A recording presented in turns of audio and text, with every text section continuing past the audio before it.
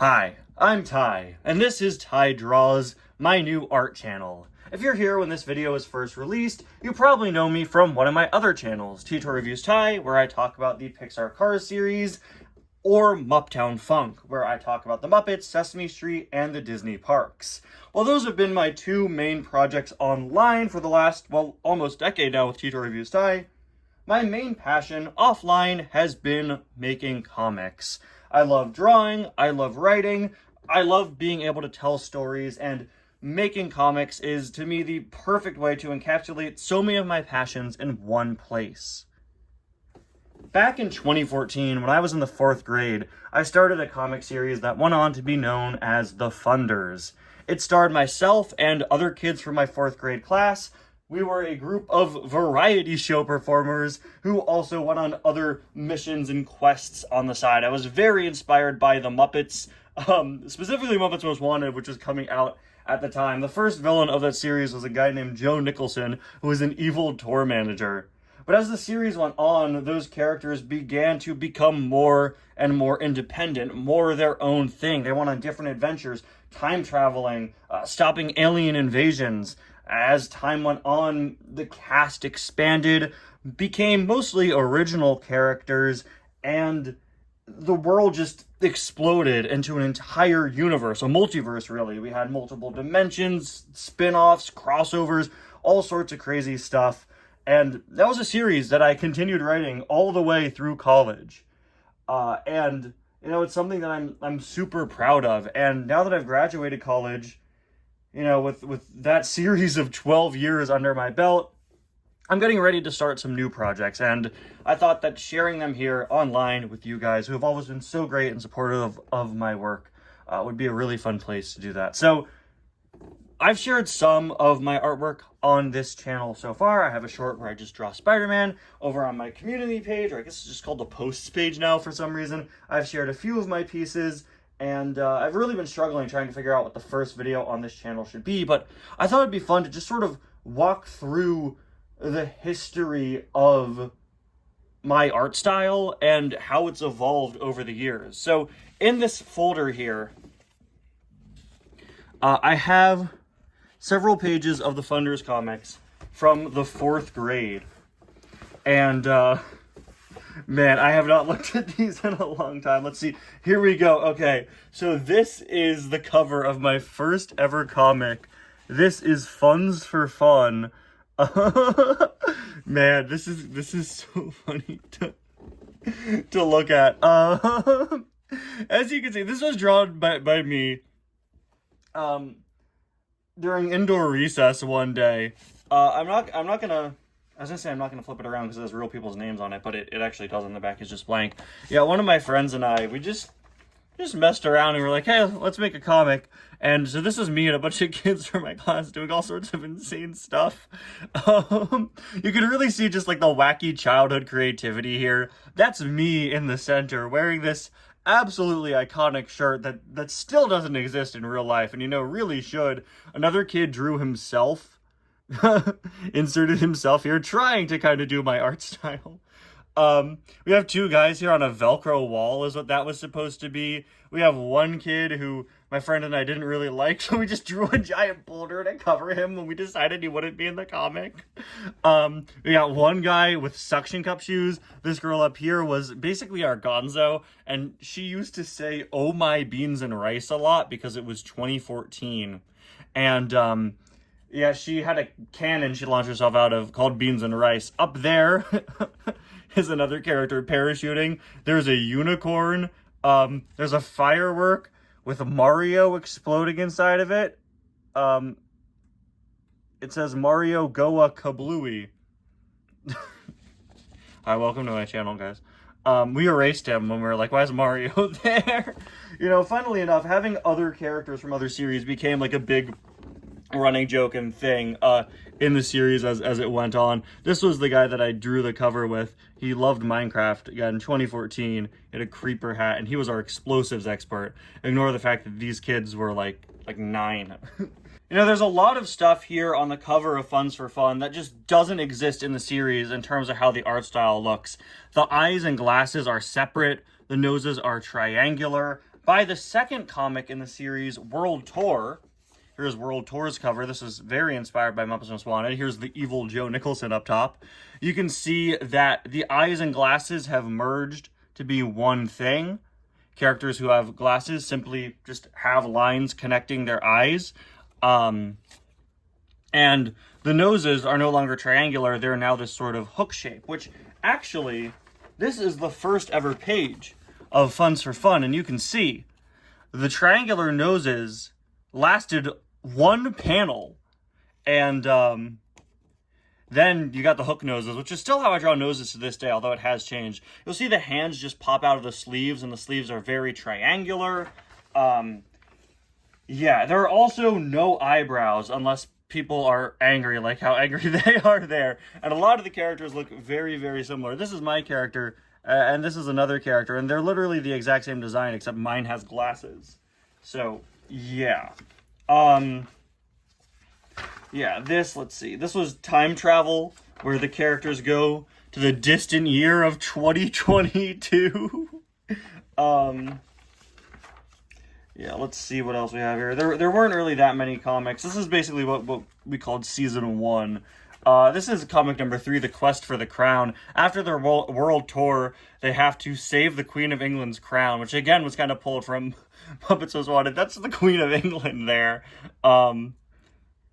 This is some guy called the Barbarian. He was the villain of that one. Yeah, I mean, some wacky stuff going on. But what I really want to show you guys is, here it is. Yeah, I had some comic strips at the time. This was before the Funders was called the Funders, and the comic was just called Tyler, exclamation point. By Tyler. That's me. And I did a series of Sunday strips, and unfortunately most of them aren't in this folder. I'm not sure where they are, but I was very inspired by how they would do Peanuts Sunday strips. And Charles Schulz would always do this funny little sort of gag in the corner in the first panel. So as you can see here, well, you know, I can't really tell what's going on.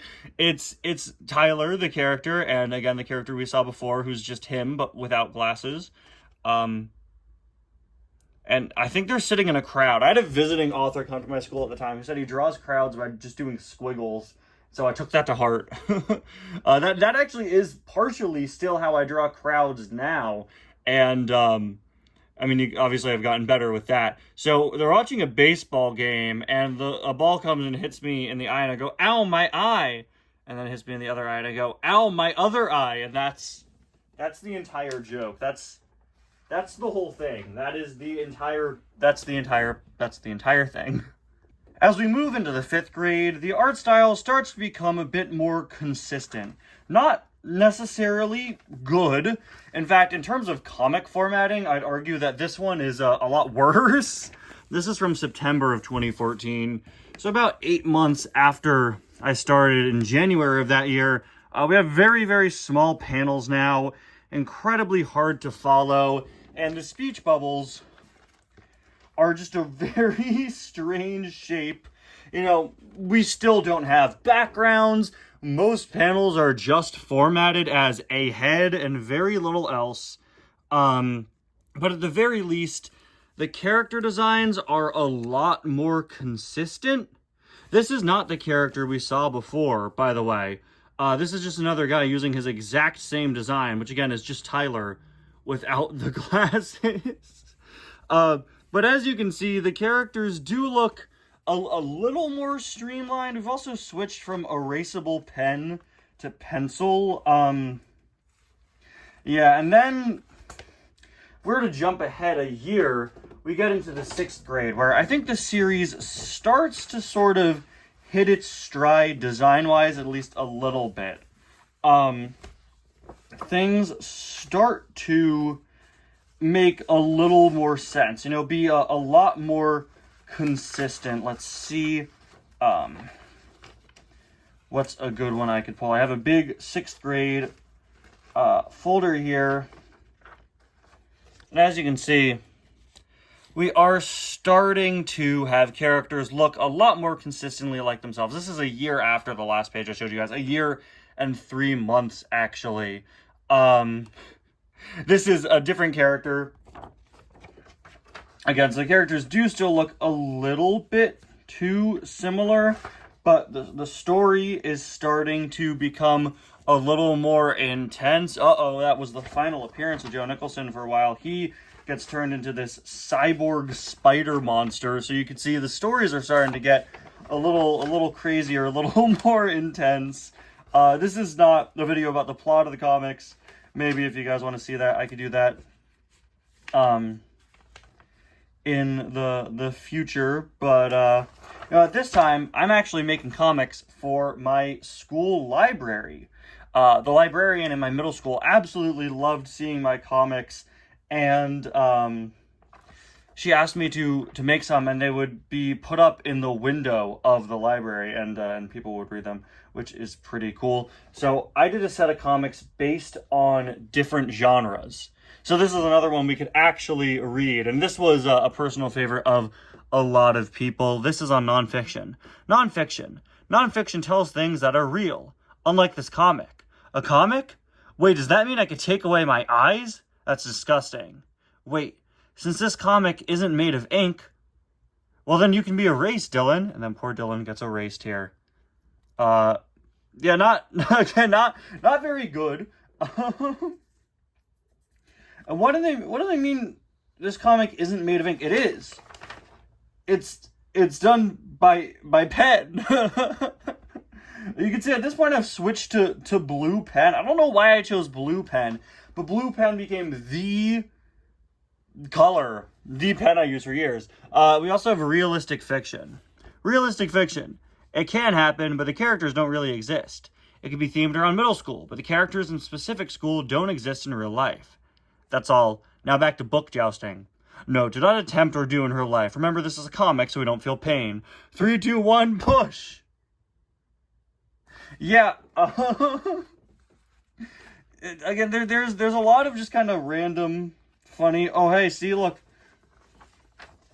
You attached a camera to the computer lab ceiling? Yeah, that way we could do this. Are you juggling pancakes? It's a lot of kind of random equal funny. But behind the scenes, the storyline is starting to get a little more complicated, and yeah, the art style is starting to become a little bit more consistent. At this time, we're doing more sort of fun crossovers. The Force Awakens had just come out at the time and was huge. We have this whole comic where they go into the movie. That's a very bad drawing of a flame trooper. And at this point, I'm also getting a lot of help from a very good friend of mine who, if you watch my Cars channel, you know as Pikmin Purple, who went on to become the main co-writer. The main co-writer for me, and he really helped me for years and years and years, and still helps me with comic stuff I do to this day. The 6th grade also really started to bring in not only more out there concepts. Here's another one where they go to space to find this old man. Again, Force Awakens just came out, and you can see me having a bit of fun with alien designs. This one I still really, really like. They're fighting off a group of sort of intergalactic cops, which again ended up having a bigger role in the story as it went on and on. We also have a character named Sally here who became one of our main characters, sort of our main original character, because didn't really have that large of a female cast. So we introduced Sally, and Sally became very important, and between the 6th and 7th grade, Sally became a vampire. I would rarely make comics over the summer at this time, but yeah, Sally became a vampire. The 7th grade is really the year where I focused the most on making comics. Pikmin Purple and I did all sorts of things, establishing a bunch of lore for the series, and I think some of these, at least comedically, still do hold up a bit. But as you can see, we are staying with the blue pen, but now the characters consistently have eyebrows in every panel. They consistently have moving eyes, and yeah, now there are a lot of original characters in the series as well. This is something from a set that I did called Mid Comics, where they were shorter comics than usual. This one is one where the characters all try to recap Star Wars. A long time ago in a galaxy far, far away, there's a mystical energy field that binds the galaxy together. This is called the Force. People that use the Force for good and can actually use the Force are discovered at a young age and trained to become Jedi. The Jedi's enemy are dark side users called Sith. And then Sally pops up again, now Vampire Sally. Sally had a tendency to get injured early on, so she's got this big scar on her eye. She's got the vampire bites over there, and she has these little colored splotches in her hair. Weird trivia about Sally. Sally's just a weird character at first, man, but she eventually became my favorite character in the series. Same with Pikmin Purple. We love her to death. But early on, her whole thing, her weapon of choice was watermelons. I once watched America's Got Talent. There was a guy that hit watermelons with his head. Okay, and that's what we decided Sally's weapon would be. And she got watermelon juice stuck in her hair forever. She also has a robot arm. So yeah, Sally was weird. Again, Sally used to get hurt a lot, but it made her a pretty cool character. She eventually becomes like the best combatant on the team. Just like dry and sarcastic. We love her. What? That's not the story of Star Wars. That's not the story of Star Wars. This is. These people go through space trying to save a bagel. That's Leia. You saved me, lucky stepper. I'm so lucky. Hiya, I'm Hans Olo. What? Alright, move it, Bloodbath. This is Joey, the son of Joe Nicholson, who joined the team in the 6th grade. And now Joe Nicholson is out of the picture. Somewhere in space, this guy wants to be a Jedi. That's actually a reference to when I was a kid. I was first introduced to Star Wars through a book, and I thought Jedi was a misspelling of Jedi. That means he could use the fork. And he has a sword made out of fire, and this guy kills his dad. Oh, you are idiot. And then that's me explaining the real story. We also start experimenting more with some sort of raunchier jokes. By the end of the 7th grade, we have a Harambe parody where one of the characters goes to the zoo and we recreate Harambe, and people start a trend called Ducks Out for Harambe, where they have these ducks that they use to show their support for Harambe, and Daffy Duck, he's there too. Yeah, and you can see we have a lot more going on here. We have deeper lore. We have, man, there's so much here. Yeah, let's see if I could pull out another one. See what another good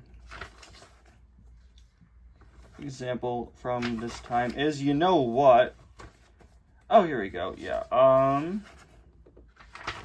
This one is one where Tyler just has a staring contest with a robot, and that's the joke. So I think, at least from looking at this a little bit, you could tell that the comedy has been a little bit more refined. It's a bit less random equals funny. We have our first horror comic, which is called It's All Parasitical, where there's this zombie infection that kind of sweeps everywhere.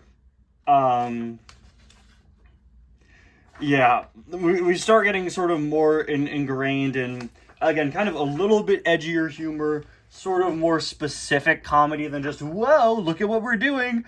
This is a comic where Pikmin Purple, the character based on him, and one of the other characters buy an Elmo toy, which ends up being possessed. And in the subplot, Tyler gets depressed after watching the video of Kermit falling off of a roof. Which had gone viral at the time. So you could definitely tell I'm getting older. You know, I'm approaching being a teenager at this point, so we're having some shifts. But yeah, we also have very specific types of comedy.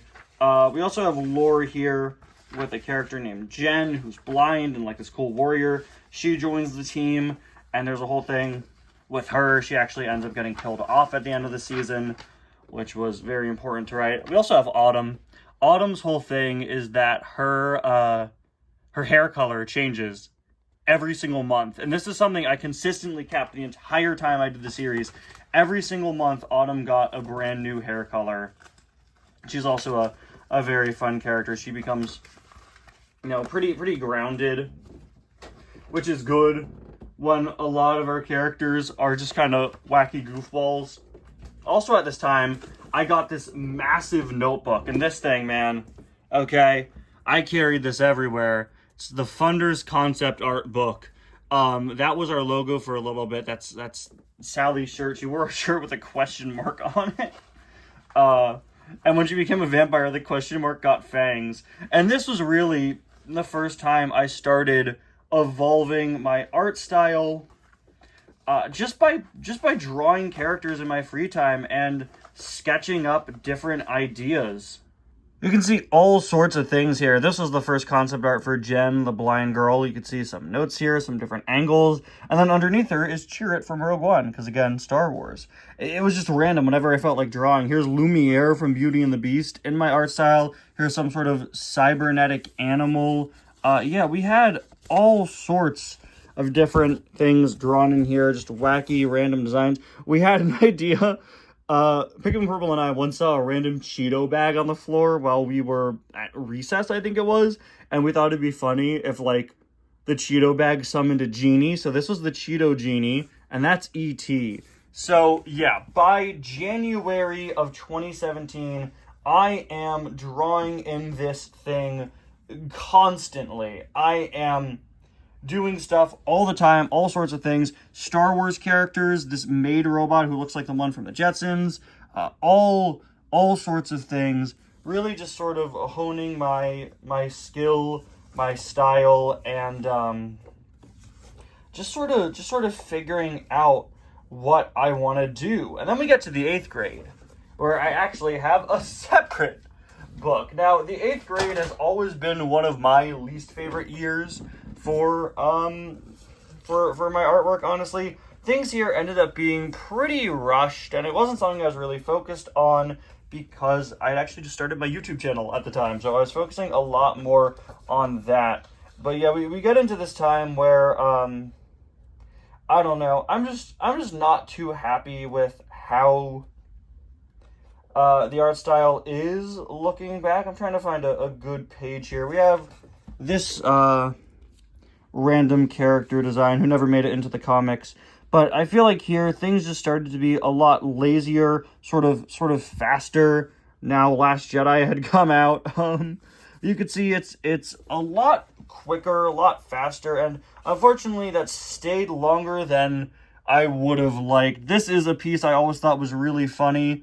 This is Infinity Crocs, where Thanos has Crocs, and he puts the stones in the Crocs. You can see I tried to figure out what to do for coloring, and then just never colored it in. But yeah, I mean, things were a little a little bit quicker, kind of lazier at this time, and unfortunately that stayed through the first year of high school. There are two things that I think really saved my art style at the end of freshman year. The first was when Pikmin Purple and I decided to do a comic that was a Super Smash Bros. Parody, which required me to draw every single character on the roster, which I did over a series of several nights. It took me like a week every night to draw all of them so that we could put them in the comic. And doing that taught me how to not only draw more detailed characters accurately, but also taught me it was okay to break my art style and change things up a little bit when I had to, because giving characters like Kirby or the Ice Climbers the traditional eyes and faces that I did just didn't look right. The other thing that really saved my art style was my card game, which I started after freshman year. I started this in the summer going into sophomore year, and as you can see, I did a whole lot for it. And this I think is genuinely what made me develop my art style into what it is now. Because with the card game, not only was I now coloring everything in, I wanted to make sure that everything I drew was definitive. I wanted everything to be the definitive art of that character. By, the 6th grade, I was already back to working in pen. The reason why I work in pen is because you can't make mistakes. Working in pen has always motivated me to make things look as good as they can, and doing things in pen and in color, and the fact that I wrote the powers of the cards first. These are all index cards that fold out, as you can see. doing the moveset first motivated me to go, okay, the art needs to be as good as it can be. The way the game works is simple. Again, if you guys want, maybe I'll do a whole video on it in the future. But basically, you have a stack of different move cards that are randomly shuffled, and you pull that to do the character's different moves. This is the special move. Then you have different categories like melee, range, light, darkness, and love. And each character does different moves for that. Yeah, that's Pikmin Purple's character. That's Jen, who's now back as a ghost. My art style has come so far that I did a set of cards in the game called the Fourth Grader Verse, an in-universe, alternate universe where characters look and are written like how they did in the 4th grade. So that's Autumn, made to look like how she would if she existed in the comic series in the 4th grade. We also have the Chibi Verse, where characters are done in a bit of a different art style. But yeah, you could really see I'm starting to get more comfortable with evolving character designs. This is what Sally looks like at this point, and her character design continues to evolve a little bit. I was evolving character designs until maybe about halfway through high school, where all the characters finally hit a point where I was happy with how they looked. I used to redesign characters all the time, but yeah, now, let's see, can we find the Tyler card? Because he has finally gone through a redesign. Yeah. Finally doesn't have that weird flat hair anymore. Autumn has gone through a redesign where she's just more goth now. And yeah, you can really see, again, that sort of evolution. I'm more comfortable with varying the art style when I have to. This is a character that was a parody of like a stereotypical anime cat girl. You'd see more detail. And again, drawing characters that already existed always really helps evolve your art style, I think. Here's the bride from the Haunted Mansion. So one of the first times I drew her, I didn't have a reference photo there. As you can see, she looks a little bit off. That was just from memory, but we have more specific things like defined cheekbones, the bags under the eyes, a little circle around the eye that makes her look a little more crazy. We've got some more of the Haunted Mansion guys, giant evil tree, and then, you know, now we're moving into late 2019. That was the summer of 2019. And by December of 2019, you could already see just how far the art style has come and how streamlined it's been in only 6 months of doing the cards. Going, I have to make the definitive versions of these characters has already greatly improved my art style. Then by the time we come to 2020, you can really see that the characters look a lot more definitive now. That's Harley Quinn, by the way. To the point where now I'm doing cards based on the older designs. That's based on a comic from the 7th grade. But you know, this is a new character that recently appeared at the time. It's also around this time that I started to get into Lady Gaga music, and drawing her helped me once again continue to evolve my art style and understand how to draw more complex outfits and looks and stuff like that while still keeping somebody looking like one consistent character. And so, again, by the summer of 2020, which is where we are here, we're getting things like this Cal Kestis, that's Olivia from Fire Emblem. We're getting a lot of characters that, you know, look pretty in line, I think, with how I still draw things today. They're becoming a lot more consistent, a lot better looking, just generally speaking. And we're getting people that start to actually look like themselves. That's Lady Gaga in the meat dress, which I think does look a bit like her. That's Poe from Star Wars, based on his Lego figure, which I'm still proud of how much it looks like Oscar Isaac. We then get into the second card game binder in 2021, and at this point, you can see the art style has really stabilized. I think the late 2020 art looks pretty good, but here, things become a lot more consistent and proportional. The eyes, facial expressions, bodies are all a bit more proportional to each other and just a lot more consistent. We've got Constantine, who I really like, who I think still holds up. Like, that's how I would draw him now, probably, if you asked me to draw him. Power Girl, I like. The way that this would work is, you know, any character that appeared in the comics can make their way into the card game so long as I could come up with a moveset for them. And a lot of characters from other franchises would pop in as jokes. This one of Autumn I really like. This is from a set where the characters were designed to look like pilots, and you can just see how far her design has come over the course of only a few years. This is the Executioner Stormtrooper from Last Jedi. I've always struggled drawing Stormtroopers, so I made it a challenge to try to draw every version of them in the card game. And again, it's just proof that practice, you know, you got to practice. That's the Lorax based on how I drew him in the 7th grade. Just ignore that, okay? Let's see. Oh yeah, I did the Guardians of the Galaxy at this time, which I'm super proud of. There's Drax. There's Taserface from Guardians 2. And Byleth and Sothis from Fire Emblem Three Houses. Sothis, to this day, one of the most needlessly complicated things I've ever drawn. But my motto for the card game, and just my motto in art in general, has always been to just make things match, but in your art style. I want to make sure all the little details are on there. So if it means drawing something super complex, I'm down for it. If it makes the character look more like the character. There's Captain Phasma. Let's see.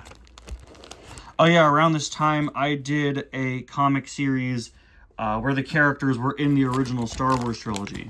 So we have a lot of classic Star Wars characters in there. Here's Akbar, that's a Death Trooper, which I'm very proud of. Oppo Rancisis, Mace Windu, that's Leia, who's very simple, but I think it works okay. And then, yeah, we get into 2022, and things are just kind of popping off at this point, I think. That's White Rabbit, pretty obscure Batman villain. There's Dengar. That's Harambe from the old Harambe comic. Again, when I did characters from like the 6th and 7th and 8th grade, I thought it'd be fun to draw them how I did at the time. That's Pink Gold Autumn, because I just thought it would be funny to make that. There's Killer Moth from Batman. Dolphin from Mario. Young Leia from the Obi-Wan show. So now we are fully in 2022. Oh, and then we get to the Halloween board, yeah. By late 2022, I'm now in college, and I wanted to do a set of cards based on the Halloween specials. Kind of like The Simpsons, I would always do non-canon Halloween specials. And I thought it'd be fun to take the original cards in their original poses for the main cast and make them all into zombies. And these get pretty brutal. But I really, really like them. Oh, that's the team's healer. She has healing powers, and it's been established that the only way to kill her is to either impale her or cut off her head. So it'd be impossible for her to be a zombie, but for the zombie card, there you go. She's missing a head. One of the comics here has the characters get turned into ghosts, and Tyler and Pikmin Purple's character have to save them. So there's Autumn there. That's Maddie. She's the team's pilot. And then we also have a set of cards based on our Thanksgiving specials, which always went insane. We have a set of Christmas cards. And then, yeah, we make our way into 2023, where these aren't as colored. I started to be a lot less consistent with the card game around this time, but you still see how the art style became what it is today. There's Blink, one of my favorite X-Men characters. There's the Juggernaut, Rosalina, Quicksilver. There's Scarlet Witch down there. And then we get into, I think this is late 2023.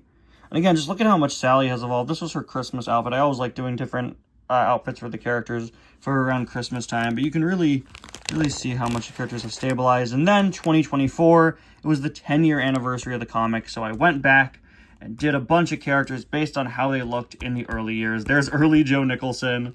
There's the one guy in the creeper hat from the cover.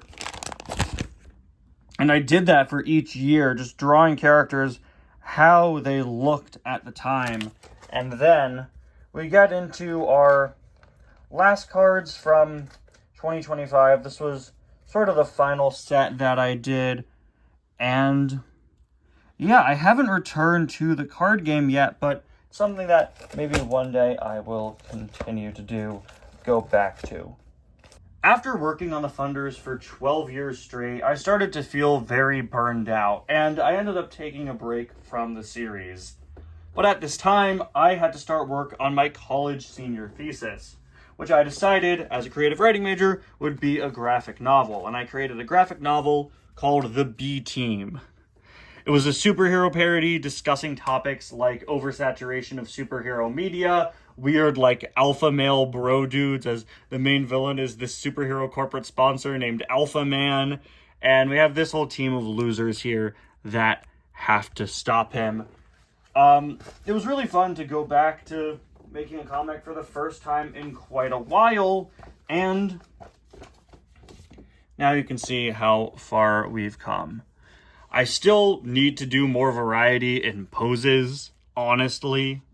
A lot of things are just, here's a shot that's from the front. I still struggle to draw my characters in sort of specific angles and positions, but I think this is a testament to how far I've come. To look at what I did back in 4th grade versus what I did here now at the end of college. And I think what I like best is the fact that it still is the same art style. I'm still drawing characters pretty much the same way, but it's evolved over the years to become so much more. I can draw in other art styles. I've drawn things realistically. I've drawn things in a recreation of other styles, but what I love about my art so much is that it's how I choose to draw characters, and you have this full evolution. So when I graduated college, I went out and I got an iPad because I wanted to take the next step in my art and just sort of evolve it beyond to the next place. And I thought a good way to do that would be by finally giving characters necks. So they now finally have necks, which I think will hopefully help characters be able to turn their heads, move a bit more fluidly. And one of the first things I drew when I got the iPad was good old Sally here, now with a neck, flipping off somebody she's clearly upset with. This is actually the last time I drew a Funders character, currently. I think I'll come back to them one day, but yeah. In the meantime, I'm working on a new comic series that I will be debuting here, hopefully pretty soon, and, working on some other stuff. It's been a fun learning curve trying to figure out how to do digital art, and I've been just trying my best to draw things that I would typically draw. The first thing that I posted on my Newgrounds was this one right here. Also, first thing posted on the channel, the Werecat woman from the Haunted Mansion. I think it's fun to sort of track the evolution of my interests. Even back then, I was drawing Star Wars characters, Marvel, Haunted Mansion stuff, and, like I said before, I think one of the most important things to do is just take what you like, try to adapt it in your style, and go from there. This was the other one that I've shared on the channel. This is Marvel Rivals Emma Frost in the swimsuit alt skin that she got, complete with Cyclops in the background. And just looking at this, I'm like, I can't believe where I started versus where I am now. I know it's not the most detailed style. There are some things about it that I'd still like to change, and personally, I struggle with feeling like how I draw looks too juvenile when translated digitally, but I'm going to keep at it, keep working, keep making what I love, and I hope you guys enjoyed this sort of deep dive into my history as an artist and the evolution of my style, and hope you guys stick around and see what I make next. Thank you all so much for watching, and wow, I really butchered that outro. Thank you all so much for watching, and I will see you guys next time. Bye now.